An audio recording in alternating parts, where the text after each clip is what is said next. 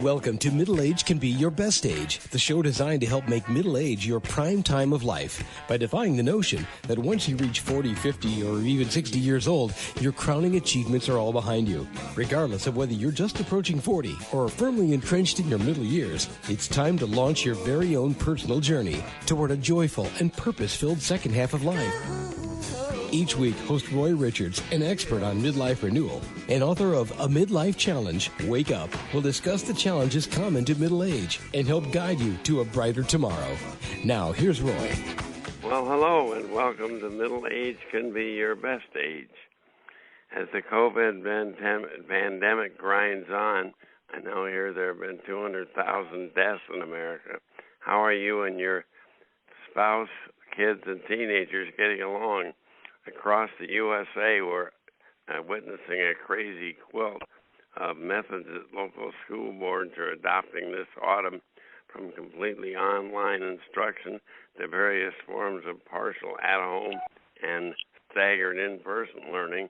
But whatever your school district's current learning process, I'm certain that as a parent, being COVID-19 has been a rude awakening for you and something you've never witnessed before. And parenting has never been easy, but being quarantined with your children while you perhaps also are unemployed, working from home, or on the pandemic front line are making parenting much harder. And now that schooling has resumed in some form, to one degree or another, you are now forced to homeschool, supervise the learning process yourself, ensure that your offspring are dedicated appropriate time and energy to schoolwork and are keeping up with classmates, not damaging their futures.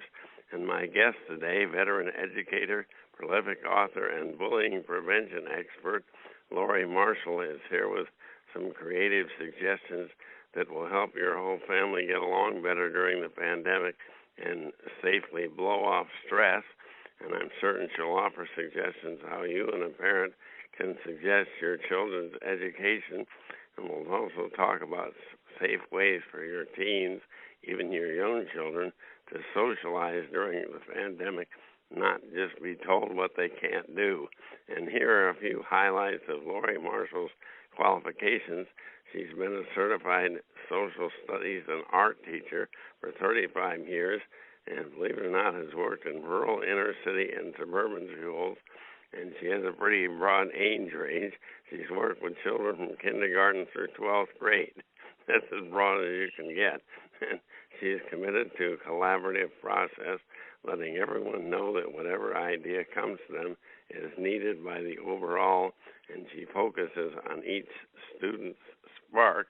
And she's trained over 6,000 teachers in process-based training and facilitated 125 bully prevention nature-based murals with over 25,000 people in schools, nonprofits, and government agencies, including NASA and FEMA.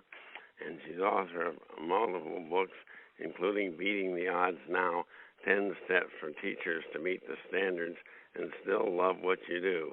And hello, Laurie Marshall, and welcome to Middle Age Can Be Your Best Age. Oh, thank you, Roy. My heart just gets so big listening to what you are describing about the reality that parents are facing now. Yeah, there's never been more scary. It is huge, and we are called upon to have faith in life when life is challenging us at a degree that's so huge, and having faith in that the unknown is going to be based in the beauty and miracle that there is any life or love in the universe in the first place. Yeah. Why is that, right? Yeah. We have life and love on this earth, and what you put your attention to grows. Where your attention goes, the energy flows. So it is such a time to focus on how much we treasure our children, how much we treasure our parents that are doing such a magnificent and terrifying job, and as a parent, how much we treasure each other, our spouses as well. Yes, and treasure our spouses and treasure our elders the grandparents, and Yeah. it is time for Martin Luther King's vision of the beloved community to grow and take a huge leap in humanity's consciousness, that we are what a all difference now from his vision and the way things are today. Now we have this Supreme Court dispute on top of everything else. It is very, very tough. Yeah. And thank you so much for mentioning to find every child's spark, because every child, from the thousands of children I've worked with, come in with their particular unique questions and imagination, just like they have unique DNA and unique irises and unique thumbprints. We need their unique visions and questions, and to really take them seriously and to engage them in this tough time with solving problems together. They don't want to do make-believe busy work. Yeah, that's true. Yeah, they really involve them so they feel like they're contributing to the problems being solved rather than just telling them what to do. Exactly, because we adults feel helpless with 200,000 people having died from COVID, and to empower children and to even the simple things of sending cards to people, of doing a nice service like leaving flowers outside somebody's door, or baking food for people. As Martin Luther King said again, there's nobody who can't be of service. No, that's so true. And children come in wanting to be of service and wanting to help. So we all feel so much better when we are of service to someone else. Yes. Be it old or young, anyone does. Yeah. And the quest for emotional intelligence, for knowing what we're feeling, for listening to our bodies, pain and discomfort, and understanding that is important data to use to make requests. That training is so very important. And if we can help the kids with time in instead of time out, that when they have behaved in a way that doesn't work and that's hurtful, that they have a place that they can go, and there's a display of a different range of emotions, and pencil and paper and colors to write and draw their upset, and take that space to self-reflect, not alone, because kids aren't able to articulate why they do things. Where if you have to ask a kid, why did you do that? They will never know. Our son, when he was little, did something wrong, and he'd say, I don't know. So Jeff, why did you go down the street alone? I don't know. So that's a great example. So instead of asking why, which I did a million times with my kids too, if we can practice saying, I was really scared when you went down the street, so that you're modeling what your feelings were, as well as saying, when you went down the street, did you want to be on your own and independent and exploring? So that you give them possibilities. Or did you, when you went down the street, did you want to get something?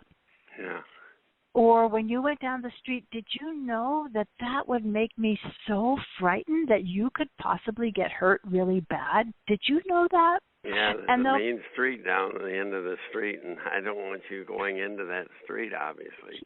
Because I love you so much, and I don't ever want you to get hurt. So this is the time when us grown-ups get to not deny the pain that we're feeling and express it in ways that are very loving and very kind. Well, in your promotion, you offer 5 simple tools for stressed-out parents to help everyone in the family, parents, teens, and kids get along better and safely blow off steam. And to begin our discussion, could you please give us these 5 tools? I'm all ears. Oh, Lord, Roy, I'm not sure if I can, but I can give you some. Give I have me as them many as you can. all written down, yes. So one tool is your creativity and imagination. Yeah. And your children will feed that so beautifully. So instead of, I've been working a lot with my 3-year-old grandson who watches television and sees things that he wants on TV. Yeah. So I grant them he can have every wish he wants in the world of imagination. Oh yes, I want that monster truck too. I want the green one. Which one do you want? And so instead of saying don't want, I'm using imagination to grant the wishes and to explore with them. Also, using imagination is such an important key to emotional intelligence because things will come out in our imagination that express what's up with us and what's worrying. I make balloons that have angry faces and happy faces and sad faces and scared faces, and tell a story, and you can play with, what is the main character feeling now? And they can point to the balloon and then kick the balloon around. So part of creativity. Oh, did you want to say something? Well, I like the one where you place paper bags over their heads to convey emotions such as anger and silliness or fear or whatever. Yeah. That sounds like a real fascinating idea for a family. Yeah, it's very, very simple. Having a circle time as the kids get older is a very important and useful tool. This is a tool that came from indigenous people all over the planet, that we, at the end of the day, would sit in circle and share stories of what we want to celebrate and stories of our hardships. And having a family circle time on a regular basis where people just say, this is what I want to celebrate, this is what was hard. Sometimes we call it the rose and the thorn, where somebody shares what was beautiful and fragrant and what was painful, like a prickly thorn. And then when you do that on a regular basis, the young people know that they have a place to come and share their feelings. And their feelings are just as important as the parents. Yes. You have to get that.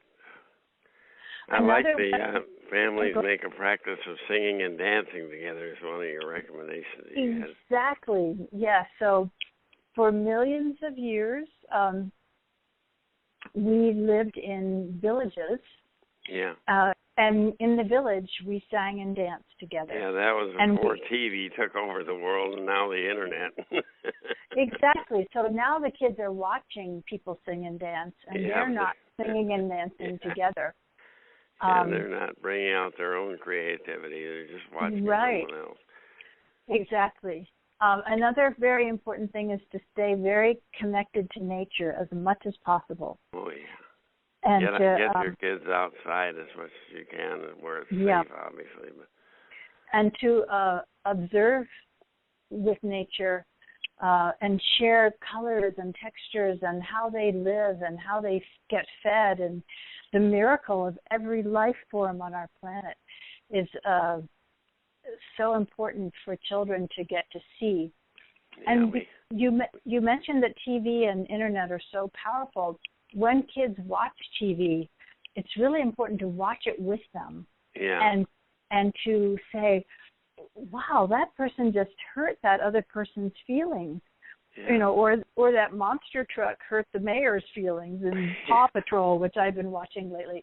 And a participatory activity where you're actually discussing some things that they're seeing rather than just stick them there to keep them out of the way.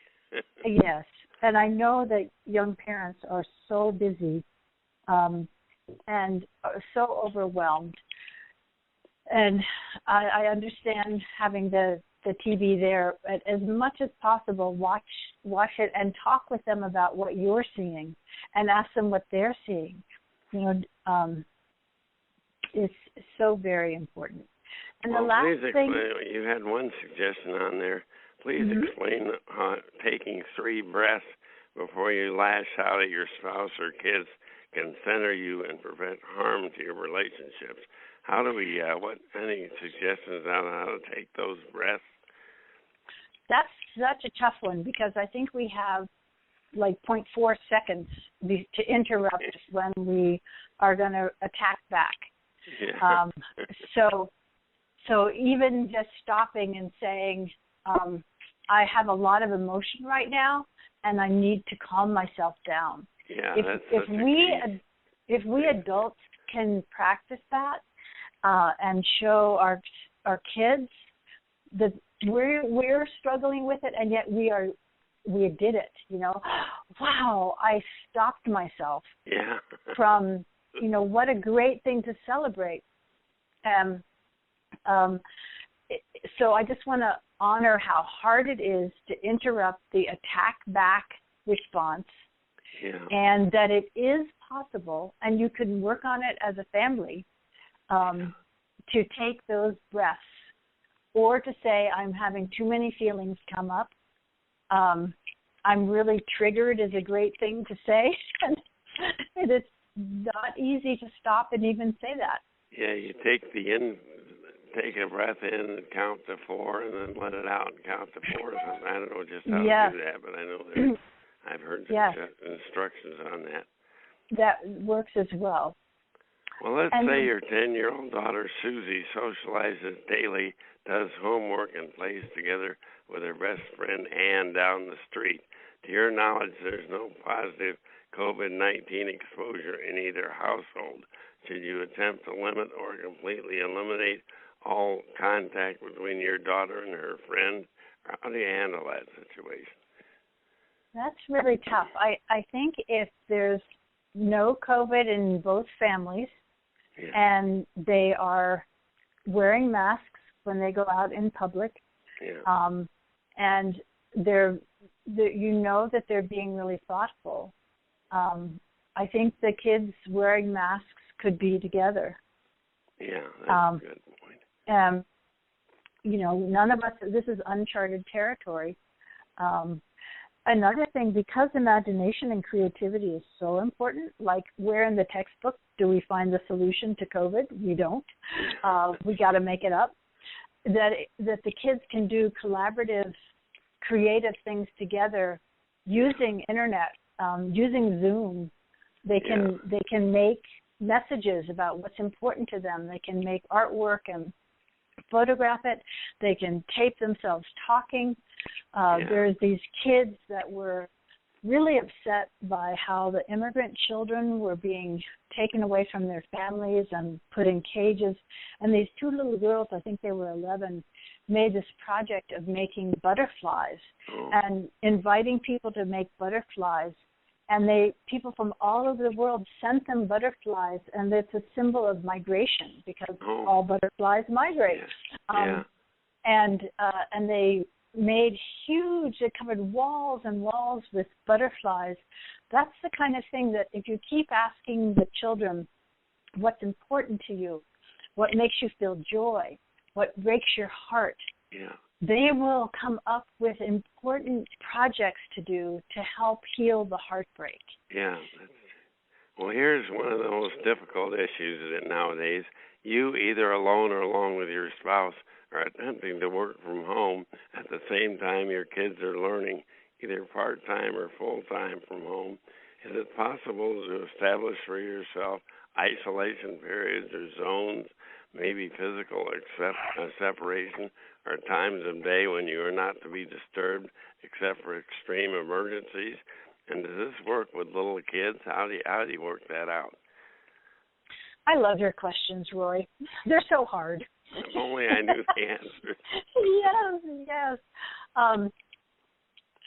Yes, absolutely, to be creative and say, this is my boundary. models to the kids that they can do that as well. And to also be sure that you're not digitally distracted when you are with your kids, that you're fully present with them. Yeah, you have to turn off the work when you're outside that work zone, that's for sure. And put your phone down, put it someplace else. With little children, before 5, they just need attention. And, they do. And it's very, very hard. And, the problem of COVID has really pointed out how we don't value our children. Yeah. We don't value the people who take care of the children. It's a little easier if both your wife and you or your husband and you are working from home, and then you can have like a relay or something where you have time for your work and she has time, or he has time for the work, and the other one watches the kids. But if you're a single parent, it must be extremely difficult. Oh, it is so. It's virtually impossible. So we need that beloved village where we're checking in on each other to find out what our neighbors need and what that's for sure. what our relatives need, and that's it's so important. And to do what we can, given the fact that we can't easily be in the same room with each other, but we can still help each other. Yeah. You can play through the windows.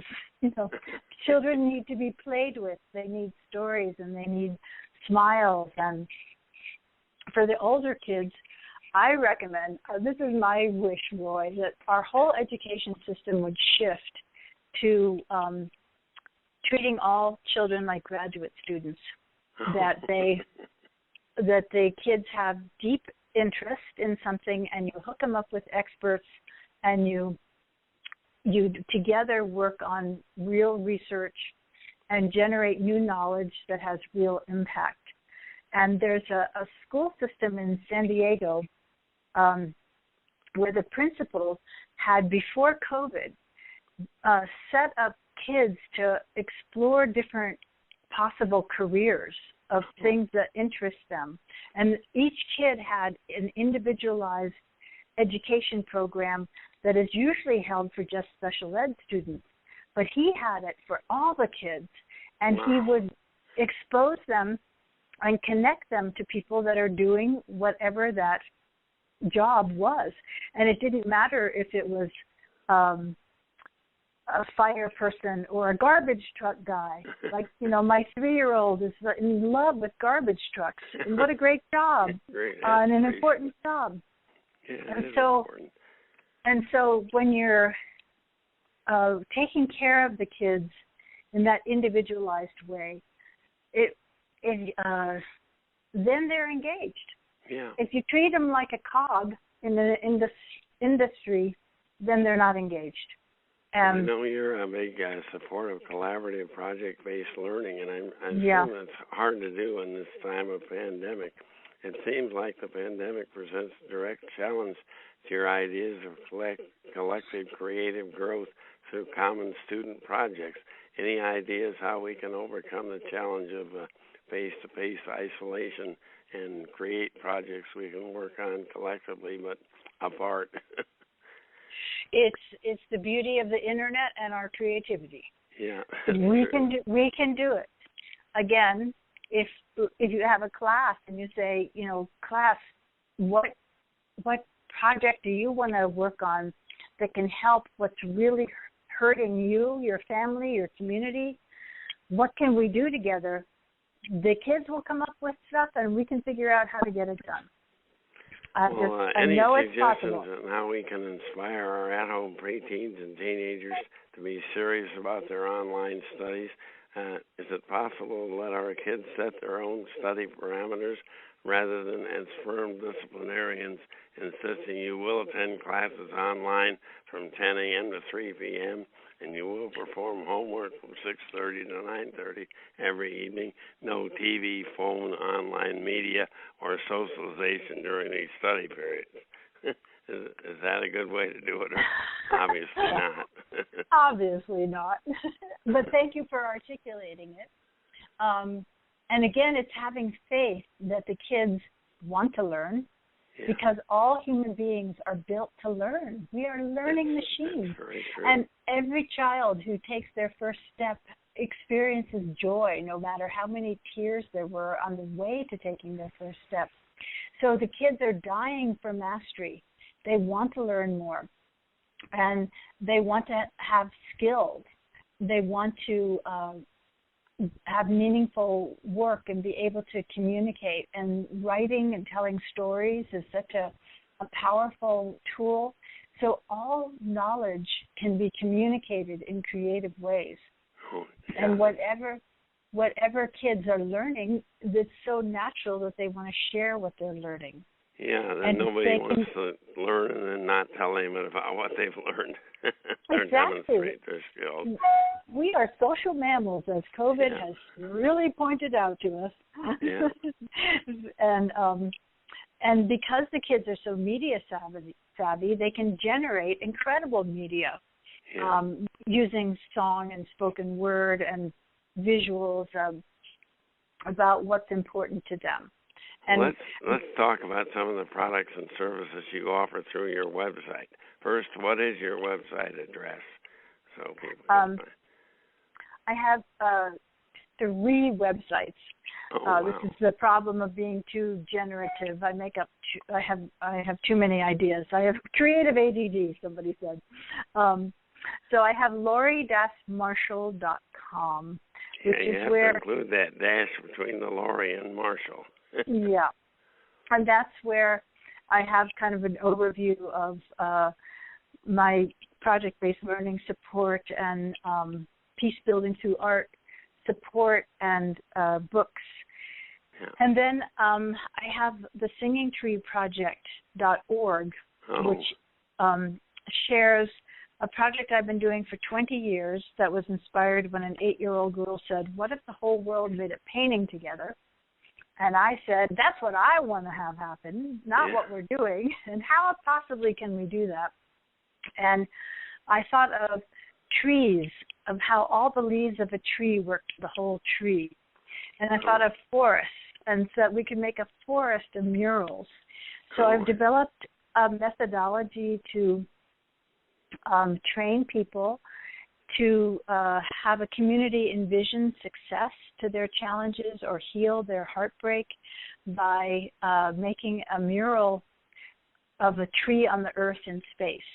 And there have been 87 murals made by about 20,000 people from 52 countries. And I'm very excited that I'm going to be training other people to do this peace building through art methodology. And then I have one more website, which is the nonprofit that I founded, which is called Unity Through Creativity. And that is my life's work, to bring together people through their creativity and not through their anger and use of force. And that's .com or .org? That's .org. Unity through creativity.org. Okay, I'll have to check out those other two. I haven't found you on that LaurieMarshall.com, but you have a section on your website titled Work with Laurie. Please describe the services you offer, just so somebody might be interested. Yes, well, currently I am very interested in helping facilitate creating a visual image of a community's success. Oh, I see. So that is through the Singing Tree mural. And I also have books that I share, and I offer services in project-based learning. I want children to be treated like graduate students. And if that idea resonates with you, I'm glad to talk with your principal with ideas about how that can happen. And, you know, when you're working at home, here's a really radical idea, especially if you have kids that are 8 and up and you have a problem at work, talk to your kids about it. Oh, let the kids help you do what you're doing. They want to know. Rather than talk to them about their problems at school, talk to them about your problems at work and ask for their advice. Yes, exactly. That's and for great. for most all of time, kids helped. They knew that you had to carry water or you wouldn't have water to drink, and you had to hoe the potatoes or you wouldn't have potatoes to eat, or you had to hunt. And now they don't know why you would learn algebra. That's true. and so when you share your work, and don't underestimate them, we cannot underestimate the brilliance of our children. And when Jesus said, "A child shall lead them," it's because they have a pure heart and innocence and vision that adults need. And we've always needed it, and now more than ever. Yeah, that's for sure. And can you highlight briefly a few of the books you currently offer and where our listeners can find them? I know Beating the Odds Now is written for teachers, but I think some parents can read that and get a lot of good ideas. Yeah, that's a gold standard for what your child's education should be. And since a lot of parents are now doing that work, and that's available on Amazon.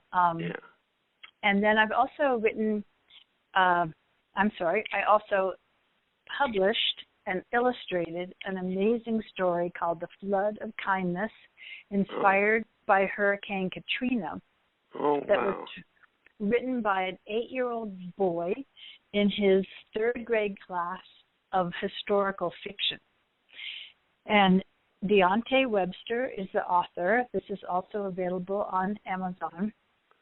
And it's a story of a child coping with massive historical weather events.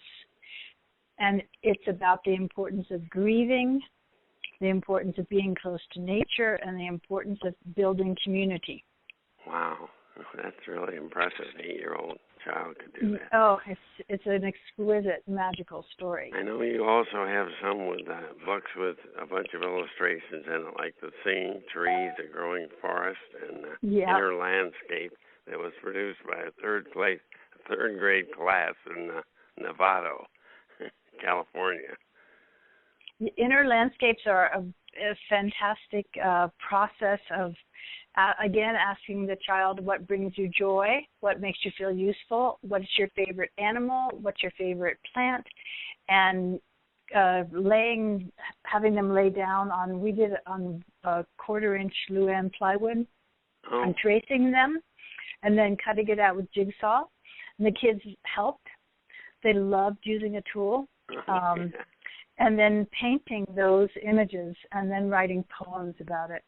So we want to strengthen this unique gifts that every child has been born with. They can find those books on your website, I guess, or at least find out about them. Well, in conclusion, a word from an Amazon reviewer of Laurie Marshall's book, Beating the Odds Now. Laurie Marshall is the most wonderful and sweetest soul. Laurie provides educators, including you as a parent and educator, the tools to address one of the biggest problems at any time, but especially during the pandemic, motivating your student offspring, keeping their spirits up, and engaging them with what they need to learn and experience. And I suggest you make contact with Laurie through her website, laurie-marshall.com, or one of those other two she mentioned.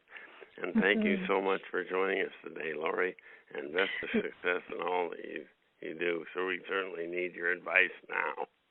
Oh, thank you so much, Roy. And everybody that's listening, may you just have strength and faith and know that you are loved by all the plants and all the animals and all the mountains and the water, and we get to be here on this planet together. And then you have a wonderful birth in 2 or 3 days of your second grandchild. I was happy to hear about that. Yes, my second grandchild is coming in 3 days, we hope. We hope so. Anyway, best of luck with that, and we'll talk to you sometime in the future. Thanks a lot. Thank you, Roy. I really appreciate you. Bye. Well, last week we discussed that old moral dilemma that confronts every one of us during midlife renewal. Who comes first, others or me? As you may recall, I recommended as a worthy second half goal enjoyable servanthood. That simply means you adopt your talents, life skills, and preferences to serve and provide value to others, doing what you really like to do in life. A true win-win proposition. Today we'll talk about allocation of our assets. After we bring our lives into positive emotional balance, we still must confront that perplexing issue of personal resource allocation.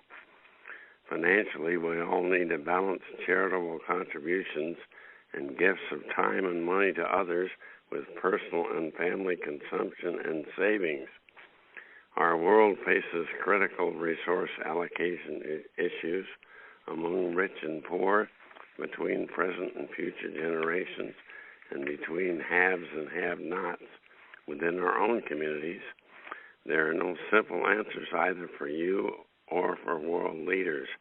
I cannot presume to tell you how to allocate your time and money. My only advice is to do what seems right. As a freshly transformed woman or man, I have no doubt that you will experience a renewed zest for living, along with a heightened awareness of the needs and desires of everyone around you, right around you or throughout the world. Your conscience will guide you in the allocation of limited time and resources. Depending upon your religious faith, you also may wish to pray for divine guidance and refer to scriptures and sacred teachings. As a practical guide to personal resource allocation, I invite you to join me in adopting the following worthwhile motto: enjoy and employ.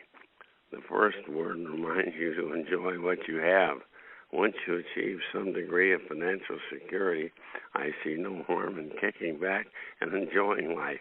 Please do not postpone your appreciation of life's pleasures until you're too old to enjoy them. Tomorrow may never arrive.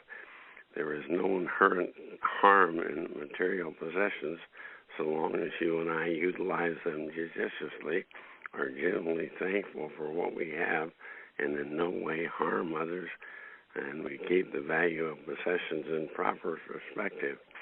The second motto reminds you to employ a portion of your personal wealth, money, time, energy, and talents in service to others.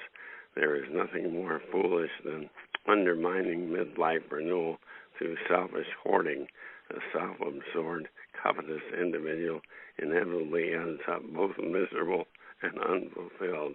I guarantee that. I'm certain you have learned from personal experience that the psychic award from sharing with others is infinitely greater than the positive emotions from a world full of possessions. I'll wager your fondest memories of the past are of positive human interactions, collective accomplishments, and extended loving relationships, not material possessions. Do you finally recall as a newlywed scraping to make ends meet, yet routinely approaching life together as a shared loving adventure? Do you remember the warm, fuzzy emotion from holding your infant son or daughter for 2 a.m. feedings? I trust over the intervening years the growth of your children and advances in career and financial assets have not dampened your willingness to sacrifice for spouse and kids, offering also sacrificing for the world beyond. A misguided individual cherishes possessions and uses people. In contrast, a genuinely fulfilled individual cherishes people and uses possessions. Search your conscience, read the scriptures, pray for guidance, consult with loved ones, then allocate resources in the precise manner which your conscience tells you is right. Dedicate time, energy, talent, and financial resources to worthy causes because personal sacrifice brings joy and inspiration, not because you feel you must. One thought in closing: you do not need to hit a home run every time. Each one of us should be on constant lookout for every small opportunity to serve. Pay a sincere compliment to a friend. Offer guidance or encouragement to a child. share a smile and warm greetings with a stranger, help an elderly acquaintance fill out a confusing tax form or Medicare application. Over time, it will become your second nature to tune into small, immediate needs of those around you. Most of us can begin our service to others by concentrating on the immediate needs of those within our daily circles of influence, spouse and children, the neighbors next door, close friends and fellow members of your work crew or department at work. Habits ingrained from assisting those in close proximity help fuel the desire to serve the broader community. Before long, you will come to appreciate deep within your heart and soul that genuine concern and active service to others. Both are essential elements of authentic life transformation. You and I earn our living by receiving compensation from others, but we make our lives count by giving ourselves away. Never forget that. And these thoughts were taken from my first book, A Midlife Challenge, Wake Up, by Roy C. Richards. Remember, you can preview and purchase my book from Amazon.com, BarnesandNoble.com, or from my website, MiddleAgeRenewal.com. And thanks so much for joining us today. I'll talk to you again next week. Bye for now. You've been listening to Middle Age Can Be Your Best Age, hosted by Roy Richards, an expert on midlife renewal and author of both A Midlife Challenge, Wake Up, and Wake Up, Captain and Crew, Restart Your Engines. You can learn more about Roy and his Middle Age Renewal Training System by visiting his website, middleagerenewal.com.